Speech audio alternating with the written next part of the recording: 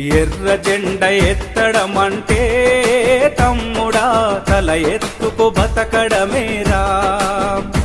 ఎర్ర జెండ ఎంచుకున్నావంటే బానిస సంఖ్యలను తెంచడమేరా. చదివి చూడు మన భారతదేశం గత చరితని, నిరుపేదకు భూమిని పంచింది ఎర్ర జెండని. తెలుసుకుంటే నీ తనువు అరుణ పతాకమవుతుంది. ఎర్ర జెండ ఎత్తడమంటే తమ్ముడా తల ఎత్తుకు బతకడమేరా.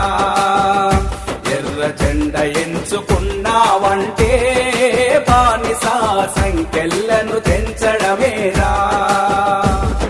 ప్రేమ జీవిత శక్తి అని, యుద్ధమే విముక్తి అని, దున్నేవానిదే భూమని నినాదమై ఉదయించి నినాదమై